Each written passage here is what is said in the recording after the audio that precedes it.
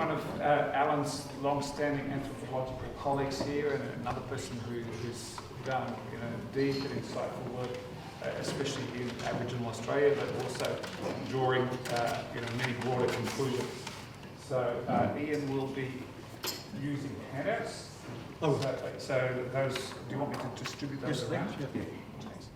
Well, I'm going to continue the theme of song somewhat. I have an epigraph from Rumsey, 1994. What is specific to Aboriginal sociality is not orality or a mythic mentality, but a particular economy of inscriptive and interpretive practices through which country becomes story. In a way, I really should have taken, the most influential work on my work, I suppose, of Alan's, was his early paper on Ngarinyin kinship, in which he showed how terminological forms were embedded in social situations, in the pragmatics of kinship, which really changed the emphasis of studies of Australian kinship systems quite considerably, as did the volume on languages of kinship, which he co-edited. But I thought I wouldn't actually talk about Ngarinyin kinship in this forum. I'm eternally grateful to Alan, actually, for encouraging my rather faltering late efforts in language and sociality. I had a bit of an epiphany some years ago, decided to sort of focus rather on language and culture, which I hadn't been trained in, so it's a bit bold, you might say. And Alan has been quite encouraging about that enterprise, for which I'm grateful. But here, I'm going to engage in particular with what Alan has said about orality and literacy. And I'm going to return to my early concerns following my PhD fieldwork and thesis with exegesis in normal religious language and just set some of that work in a broader context. I've got a little clip here of Gilmore Manikai, which I'll play in a minute. It may be illuminating to consider religious language from the point of view of speech situations, Austin's term, and what Goffman called participation frameworks, and Alan's work on child sociality, language socialisation has of course been very much concerned with social situations and frameworks, particularly in relation to interaction in relation to an external object. Such frameworks include the wider institutional context, of course, of the communicative event and its constituent actions, participatory roles of speaker, addressee and audience, the further Goffman roles of author, animator, and so on, the animator being the human or other agent through which speech is transmitted, such as the telephone or intercom. In religious contexts, a person deemed to be spiritually possessed, through which a spirit speaks, may be said to take the animator role, as also in the case of a statue that apparently speaks, as we might say, the virtual animator. From the sceptical observer's point of view, the supposedly possessed person is the speaker, but from the possessed's viewpoint, he or she is merely the vehicle through which another agent speaks. The principle in Goffman's scheme is an individual or group that's represented in some way by the speech, for example, where a diplomat speaks on behalf of a national government. This concept may be useful in the context of religious language, for example, in the case of pronouncements by an agent deemed to have the authority of the church. Particularly intriguing to me, anyway, is in the case of religious language, is the human propensity to place imaginary beings, whether you consider them imaginary or not, of course, depends on your point of view. From my point of view, they are imaginary beings, in key roles in the speech or writing situation as author, animator, addressee or audience, and indeed as Goffmanian principle.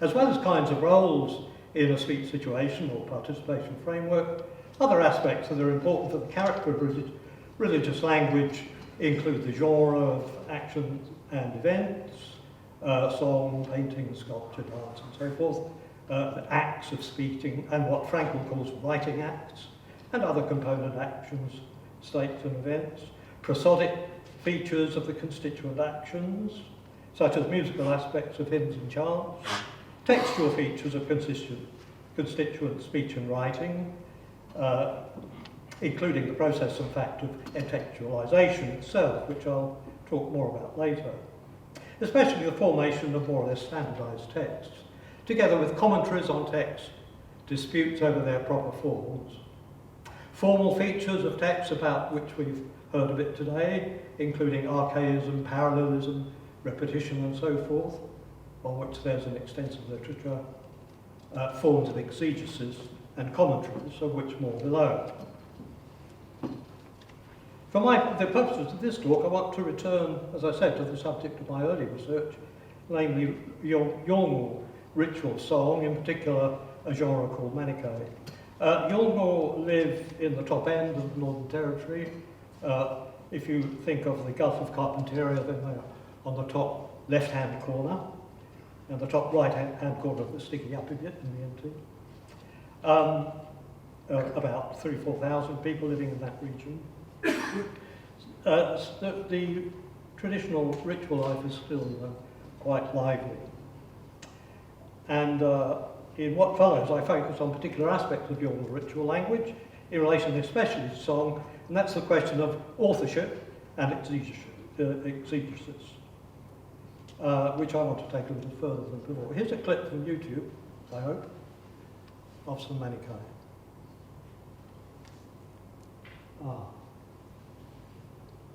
We haven't got sound on it,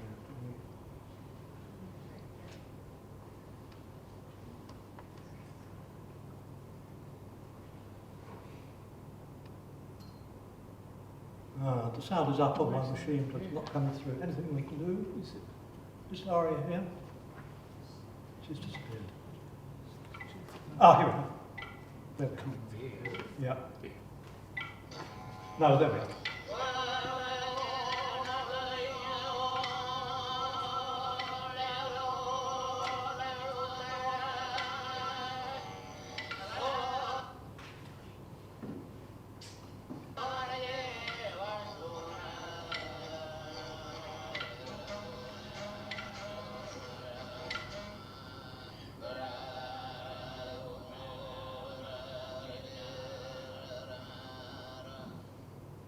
I think that'll do nicely for purposes of this talk. You notice that men sing, I'm talking about men's song here, there are a genre of women's songs as well, which Fiona McGowan has written about. I want to talk about men's songs here. Men sit in groups of about half a dozen people or so, each of them armed with 2 clapsticks, ironwood usually, and you could hear them there. They're usually accompanied by a didgeridoo player, yidaki in Yolngu languages. Okay. The religious songs here contrast greatly with the genre of Kuwaru sung tales that is the subject of Alan's considerable corpus of works from the 2000s, of which we've heard today. Yolngu Manichae are sung for entertainment, to be sure, but their main use is in a ritual context in which they accompany activities such as making ritual artifacts, such as the poles used in exchange ceremonies, dances and processions and so forth. They're sung by men alone or in small groups, seated on the ground, each sing with a pair of wooden clapsticks, as I say, usually with a didgeridoo player. The main unit of Manichae is a song item of half a dozen or so lines on a named topic, of which we heard an extract. A topic such as salt water or bilikan or turtle and so forth. Items or verses, if you will, are clustered into song topics, and topics succeed one another to form an extensive song series that can extend over many hours. And sometimes people sing right through the night and through the next day in a funeral. Each patrilineal group or clan songs has a characteristic clapstick rhythm, which you could hear there, which it may share with other groups, and a melodic profile, again, which may be shared. And patri groups differ in the particular set of notes they choose to make their melodies. For example, Kupapingo profile is la la la la la la like that, whereas Jambal Primo is la la la la la la. So two quite different sets of notes which each uses to compose its profile. You have another one here in this clip. There are no set song texts, I think. Rather, singers draw on a stock of words and phrases to compose an item under each topic in a rather jazz-like way, I would say. Not musically, but verbally. So there's a degree of improvisation in choosing from the stock and putting together a particular text in a particular performance. While roughly following the same melodic line, singers are rather independent of one another during performance. A distinct genre, which I'm going to talk about here, is called Burma, which means clapstick. And ceremonies related to the Wagalat mythology about two women who travelled north up Annie's Creek have their own genre of songs. For example, one called Nira, mainly accompanied by paired boomerangs used as clapsticks. These are quite distinctive. And there are various genres of secular and Christian songs and hymns, and of course rock and roll, which we're familiar with. By comparison with song in Western Island land among Wiminga people and their neighbours, where personal authorship of songs is acknowledged, Yolngu songs appear to be much less subject to acknowledged innovation, but there's variation in the attitudes of Yolngu groups. People of some Pata groups say that songs have been reinterpreted, in which songs, for example, about Macassan tree bangers have the inside meaning of being about Christian missionaries, while other groups maintain that such reinterpretations are impossible since the songs are from the beginning, as they say in English. But there's another aspect of authorship I'd like to discuss briefly, and that pertains to a particular genre of Manipai called Burma, which I've mentioned. These are songs about the journey of sisters called Jankao or Jankao, who, according to Yolngu mythology, travelled west from an island in the Gulf of Carpentaria called Branku, a land of the dead, following the sun, and they're very much identified with the sun, along the Arnhem Land coast, giving birth to Pata groups of the Bua Patimoiti, assigning land and waters to each group and leaving behind each group's complement of sacred objects, songs, designs and dances, and indeed dialects. Men sing the Burma songs with heavy clapsticks and without didgeridoo to a slow beat. Actually, that was not unlike the Burma genre if you leave out the didgeridoo. The melody is mainly just on two adjacent tones, about a semitone apart. Each line marked on the handout with a forward slash often ends with an E sound, and the song item ends on a falling note, falling half a dozen tones or so. Some passages in these songs are cast in the first person, as if it were the sisters themselves singing, commenting on what they see, though in the person during the performance of the male singers. And there are two examples of song text on the handout. I don't think it's a case of people believe themselves to be somehow possessed by or inhabited by the spirits of one's ancestors. Rather, it's a matter of a person taking on a role and identifying with or as the ancestor, as people do in ceremony, in a weaker sense. But this role-taking reflects a fundamental way in which Yolngu conceptualise the ancestors, I would say. Several supernatural beings in the Yolngu pantheon have overtly human characteristics. They include the sisters Jankao and the Wagalat, who came from the south, associated as they are with semi-desert style ceremonies, such as those of Warpi people. Also the named Morkoi, or ghosts, such as Muriana, who feature in songs in the public genre called Garma, after which the Garma festival is named, used for mortuary exchange and circumcision ceremonies, and indeed such occasions as the Garma festival. Figures such as Boltmore, the Thunder Man belonging to certain Buamoiti groups, are also anthropomorphic. Other Wanga ancestors have the ostensible identities of species such as honeybee, darter and barramundi, natural features such as rock, objects such as hollow log. Yolngu insist, however, that these beings were indeed Yolngu, they were persons, albeit with extraordinary powers. Their appearance was that of men and women decorated for ceremony, painted with ochres and adorned with lorikeet feather or possum fur strings and bracelets, and carrying decorated baskets. On my most recent and probably last field trip to North East Island Land, I accompanied Haran Corn, Louise Hanby and Lindy Allen to Gilliwiddy on Buckingham Bay, Aaron organised a session recording women's morning songs for his database, and Louise and Lindy were documenting items from the Thompson collection of Museum Victoria. During the visit to Gillywoody, one of Jarvis' sons, a man then in his late 40s or early 50s, now deceased, unfortunately, prevailed on his brothers and other men in the party to paint him up for ceremony. We joked that he was like a boy just before his initiation because he was lying and we were painting the design on his chest. We were ready for that, we said. With a group of Wingo Patrick Group design of honeybee Birkruda on his chest and all the accoutrements, and he asked to be photographed half hidden by trees, and he was enacting the role and taking on the identity of his Birkruda ancestor. A feature of Yolngu religious life is the exegesis of song text, an aspect of the control of religious knowledge. Historically and cross-culturally, modes of exegesis of religious texts have varied considerably. It is, of course, a feature of many religious traditions. The first millennium BCE saw cuneiform commentaries on in Akkadian on clay tablets of many kinds of Mesopotamian texts, for example, including the Epic of Creation and divinatory treatises. The majority of commentaries, for example, on the Epic of Creation, pertain to texts that claim divine authority and are themselves attributed with scholarly authority, that of the mouth of a scholar, scholarly authority itself having its apparent source in divine revelation. The same is true, of course, of biblical prophetic books. In Theravada Buddhism, the Tripitaka or Pali canon, dating from about 500 BCE, is accompanied by commentary, at-Takatha, for each of its parts.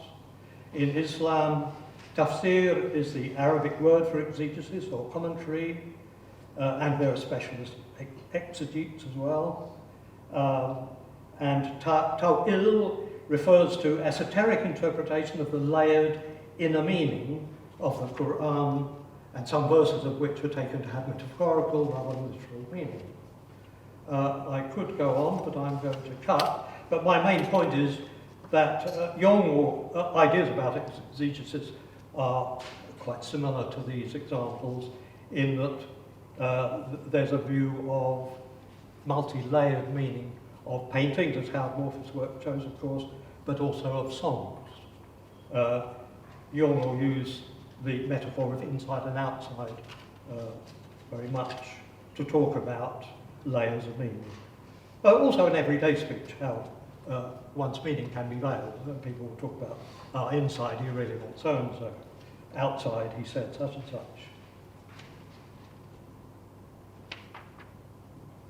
Yolngu men produced something like text commentaries on song series. For example, summary accounts of the journey and activities of the Jankor sisters, as adumbrated in the Burma songs. This was the character of the first explanation given me of Liagao Meri group songs by a man called Bandarawi, then in his 40s. His explanation of the song item was along the lines of, the Jankor paddle their bark canoe through the mangroves and catch catfish. He also contextualised the songs by giving me a summary account of the whole Jankor story of their journey east to west. But male singers also provide commentaries in the intervals between song items. Someone might ask, which way should we sing? To initiate a discussion about the notional journey of the song that guides the order of topics. Or someone might suggest that let us visit, the white man visit, such and such a country. This led me to some paranoia when I first sat down with singers, because people kept on saying, white man, the white man, the white man. I thought, they're talking about the white man in their midst, they don't like it. Actually, they were talking about visiting the country. Or a man may expound on the significance of a particular song item. There's a nice example in the late Kim Mackenzie's movie, Waiting for Harry, in which a Gujingarlia man, whose song genre are similar to those of the Yolngu, expounds on the meaning of a painting on the hollow coffin, which is the main focus of the ceremony. It describes for the filmmaker the journey of the anthropomorphic wind depicted in the painting. A third aspect of Yolngu exegesis is the close interpretation of particular words and phrases within the songs, of which more below. In common with Christian hermeneutics is the idea, as I said, of underlying obscured meaning, of a kind that Jung will label inside meaning, in contrast with outside. Jung exegesis of song and dance and painting is an aspect of the control of religious knowledge more generally. What features of language, speech situations and participation frameworks are involved in this control? Author, speaker, addressee and audience roles all presuppose, of course, access to the communicative process. In the case of speech and song, the addressee needs to hear the utterances, and in the case of visual communication, through, for example, art and dance, the addressee needs to be able to see, if not participate in, the performance and see the artefact. Thus, the flow of information and knowledge can be controlled by restricting access to roles of addressee, participant and audience. This can be done through the control of physical restrictions. For example, men's ceremony grounds are apart from the main public camp and access to which is restricted. And it's done through codes and the restriction of access to their interpretation. Codes are formed by modifying primary texts to render their meaning opaque through exegesis and the restriction of access to exegetical discourse. So the control of access to religious knowledge may involve control of access to texts, including visual texts, if you like, and the exegesis of texts. The exegesis of song text is as much a part of Jung religious tradition as is the interpretation of elements of paintings, as in Howard Morphy's work, and designs in other media such as sand sculptures. There are no specialist exegetes in Jung religious practice, I think. In relation to men's knowledge, the main line of transmission is from father to son, or father's brother to brother's son. I don't think there's a linear hierarchy of knowledge corresponding to age. Rather, mature men in their early 40s, say, are prepared to pass on esoteric knowledge to sons or to brother's sons. But there's a strong division between men's and women's knowledge, although it's more a matter of what can be claimed and acknowledged than what's in people's heads, if you like, or said in private. The exegesis of song text requires, well, texts. In what sense are elements of Jung, Manichae and Wilmer texts, and how are they reproduced? The textual character of Jung songs presents certain problems. Karen Barber remarks that, quote, any genre of verbal art or any single instance of a genre can be understood in terms of the way it's considered as text. We need to presume, she goes on, that textuality is culturally specific. The notion of text was suspect to many scholars of the 90s, for it objectifies what is emergent, improvisatory and fluid. The turn to intextualization in the work of Hanks, Bowman and Briggs and others in linguistic anthropology treated intextualization as the objectification of an act of speaking. Barbara, on the other hand, insists that in Yoruba oral verbal art, it's not exclusively or even principally the performance that is detached, objectified and partially lifted from its interactional setting. It's the texts themselves, in the sense of configurations of words constituted as texts. And this is in part accounts for their power and efficacy. And as Alan remarks, as shown in different ways by both Jacques Derrida and Michel Bakhtin, many of the features that we associate most closely with writing, its iterability, detachability from its source, and so forth, pertain to speech as well. To give some examples, songs of the Nyura genre, which are sung with paired boomerangs, performed in ceremonies to do with the Wagalat sisters, including a secret ceremony people refer to as business. These song texts are quite fixed in form. Each verse in the long series consists of 2 lines of repeated word-like sounds that are then assigned conventional meanings, such as the stony ground along which the sisters walked. Manichae, of the kind we heard a clip of, sung with clapsticks and didgeridoo and used in public Garma Sherman, as I said, are more jazz-like verbally, if not musically, putting these words and phrases together and gradually transforming the configurations, rather like the riffs on which a jazz musician draws. So there isn't exactly a fixed text overall. In the case of Bulmer songs, each cluster of song items under a topic and the whole song series is treated as text for the purposes of gross commentary about the broad significance of a topic or item and the overall character of the series in the tracing of the journey. The stable elements of song texts, however, that are subject to particular exegetical comment are certain key words and phrases. The first table, it's table 8 on the handout, shows the order of topics from a performance of Bulmer songs by Leogal men for a purification ceremony called washing, or Leolukthun.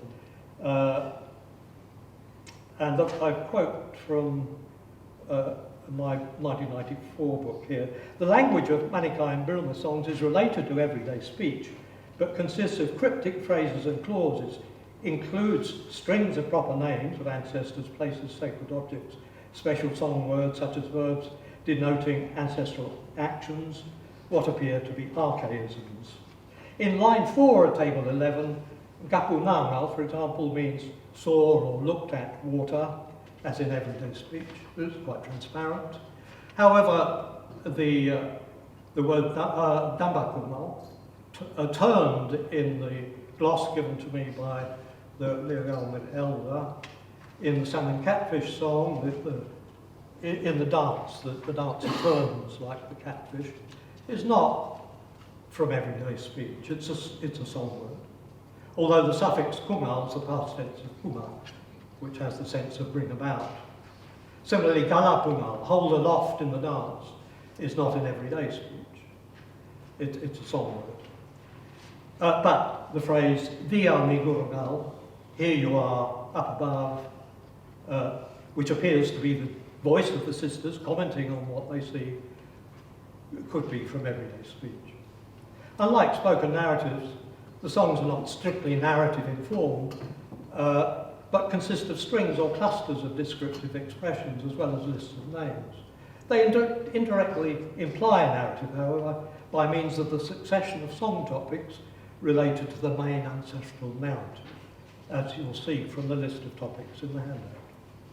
As noted, singers often refer to narratives when singing, as well as at other times. Exegesis, as I said, consists at several levels. I have to stop a minute. First, there's the narrative gloss of the song series of the whole, then commentary on particular song items. Esoteric interpretations of words and phrases are framed in a number of ways. The interpretation of a song word or phrase that has no everyday sense or reference by means of an everyday expression, assigning an esoteric inside meaning to the referent of the song, such as a plant. For example, in one case, the meaning of the plant in the song was a sacred object. The song refers to the ancestors digging up a root, but the inside meaning was that the ancestors were burying a sacred object metaphorically related to that root, the root of a vine in that case. Another way is assigning a referent to a proper name whose significance is not supposed to be common knowledge. Or the topic of a song, such as an animal, is a men's secret dance or design, and this fact is not supposed to be commonly known. A key phrase in table 11, subject to exegesis, is Warakan Mirni, Rirakai Mirni, Hurli Hurli Mirni. Mir is the attributive subject, so the sense is full of birds or animals. Warakan means meat, and animal, the bird. Full of birds, animals, noisy, feathered and fluffy. It refers really to trees in which, say, rainbow lorikeets are spread throughout the tree, making a noise, covered in the orange feathers which are used to make sacred objects. So the phrase can also refer to sacred objects used in ceremony. It has many layered meanings. The expression has multiple symbolic associations linked to sacred objects, secret and public dances, painted designs and so forth. These key words and phrases are contextualised, repeated in much the same form through many performances, and extracted for commentary. Now, I've run out of time. Yeah, you're right at the end, including question time. Including question time. You have a last My sentence. last That's comment what we is, have time what I for. was going to Yeah. then talk about was, in what sense, to what degree is reiteration, is repetition, really required for creating texts, objectified texts in this context? And Alan's discussion of orality versus literacy is really relevant to this question, but I don't have time to elaborate, so I'll stop.